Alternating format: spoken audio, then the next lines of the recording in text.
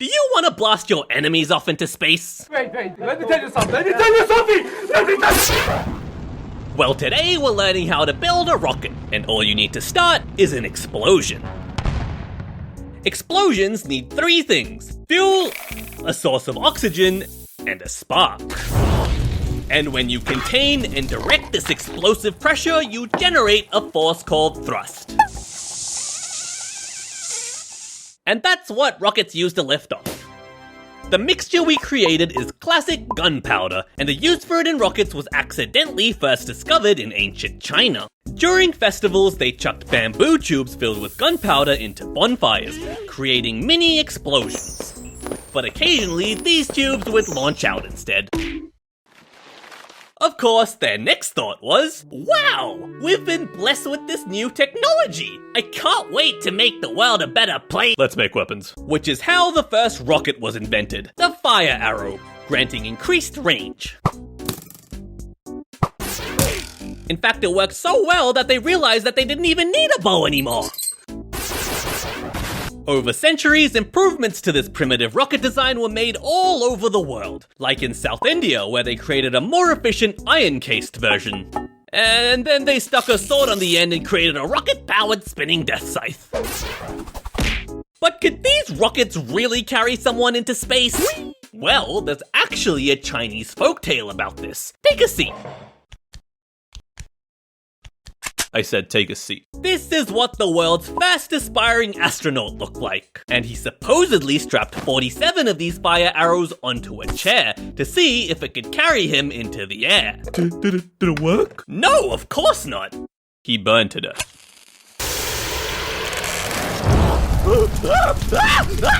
But what if I said you can make things go boom right now?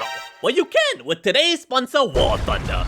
War Thunder is a massive free-to-play multiplayer action game full of tanks that explode, planes that explode, and boats.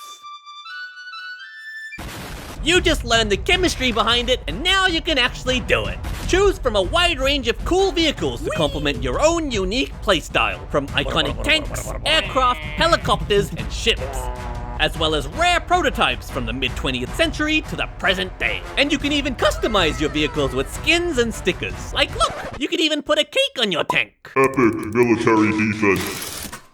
In the recent Hornet Sting update, many maps have received major graphical and audio enhancements to make gameplay even more epic and dynamic. And there's even new vehicles and a bunch of changes based on player feedback.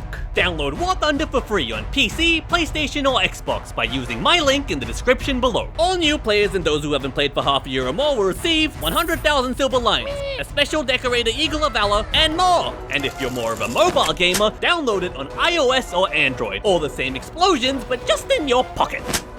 Thanks to War Thunder for sponsoring this video. Okay, where was I? The problem was that these early gunpowder rockets were extremely inefficient, where only an estimated 2% of the explosion's energy was actually converted into thrust. So, in the early 1900s, American engineer Robert Goddard experimented on improving these rockets. He knew that changing the shape of the nozzle, which is basically the butthole of the rocket, could change the speed of the exhaust gases.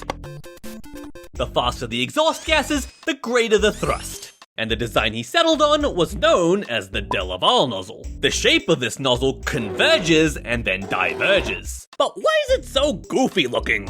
Well, think of it like this. When you try to blow out a candle, it doesn't work very well if you blow like this. But if you do this instead, it's way more effective. That's because when you blow air through a smaller hole, it speeds up. Try it. That's gross, dude. In the case of the de Laval nozzle, the pressurized exhaust gases flowing through the thinnest section can reach the speed of sound.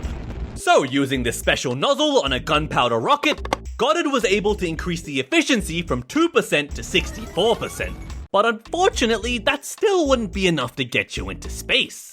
But Goddard had another trick up his sleeve. He turned to experimenting with liquid propellants instead. Gasoline as the fuel, and liquid oxygen, or LOX, as the oxidizer. Gasoline is much more energy dense compared to gunpowder, meaning for the same mass, you get more energy out more quickly. However, unlike gunpowder, liquid propellants are highly reactive and can spontaneously combust if mixed together.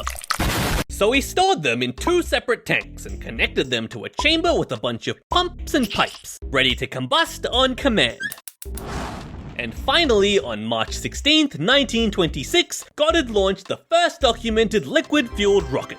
It was a bit of a strange design with the burning hot exhaust gases shooting directly into the fuel tanks. Makes you wonder where you'd put a passenger. Probably here. The rocket traveled for about 2.5 seconds, reaching a height of 41 feet. Might not seem like much, but this was a pivotal moment, which cemented Goddard as the father of modern rocket propulsion. And then there was a series of big rocket developments during the many wars around the world and blah blah blah blah until we finally arrive at the modern day rocket. You won't be safe for much longer. There are 4 major systems that we need to consider when building a modern rocket: propulsion, structural, guidance, and payload. We'll be using NASA's Artemis Space Launch System as our example. We've already learned a lot about the history of propulsion from Goddard, and the Artemis rocket is similar but way bigger. If we take a section view of the core rocket booster, we see that there are 2 liquid tanks on board, and feed lines connect them to rocket engines at the bottom, where powerful turbo pumps force the propellants into the combustion chamber, where they explode, creating absolutely crazy levels of thrust. Just one of these engines can lift a blue whale, and the core booster has 4 of these. And they're actually huge, like here's a banana for scale. The Artemis rocket also has 2 side boosters which use solid fuel instead. The propellants are cast together into a solid cylinder, which keeps them stable and prevents them from spontaneously combusting. There's a hole in the middle of the solid rocket booster that serves as the combustion chamber, and when ignited, the fuel cylinder burns layer by layer. The pressurized gas from the reaction shoots through the middle and out the exhaust nozzle, creating thrust. But once the combustion is started in these solid boosters, it can't be stopped! The liquid boosters, however, can be controlled more precisely! May as well get comfy, I guess!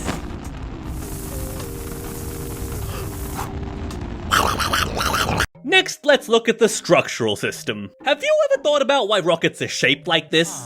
Imagine belly flopping into a pool versus diving in like a sleek dolphin.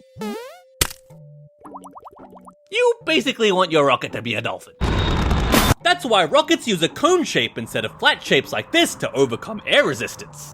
The long cylindrical shape also provides enough space to store all the fuel you need, without increasing the cross-sectional area. When selecting materials for the structure of the rocket, you'll soon realize that it's a delicate balance between the mass of the physical components, or dry mass, versus the mass of the fuel, or wet mass. If you increase the dry mass, then you need more fuel to lift the rocket up into space. But if you use more fuel, then you've increased the wet mass of the rocket.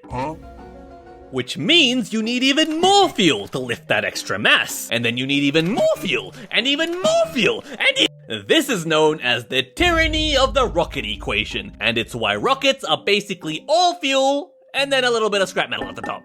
To boil it down, every gram counts.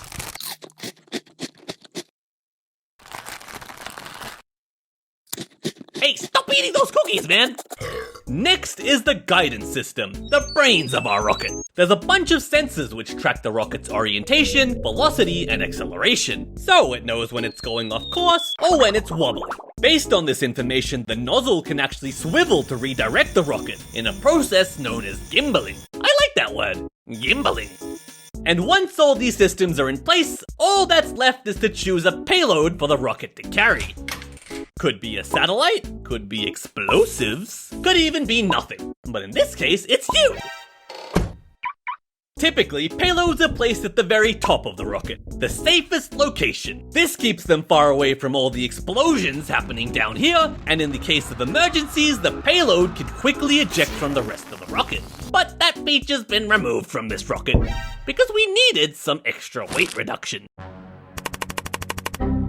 Now we're all set to send you off on your final journey. Ignition sequence start. 5, 4, 3, 2, 1. Have a liftoff.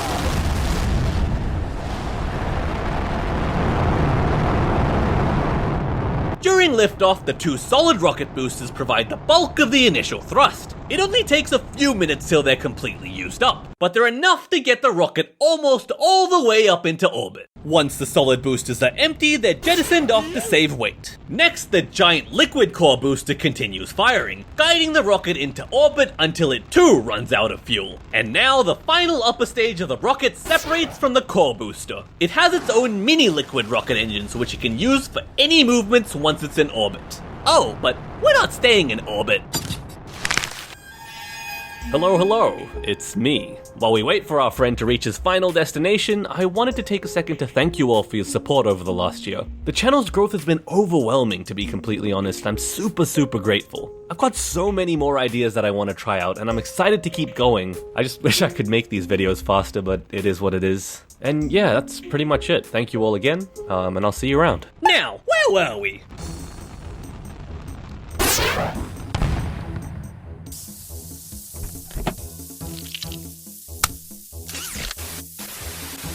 Doggo, Oh, you made it. bring me back. Why? See ya next time!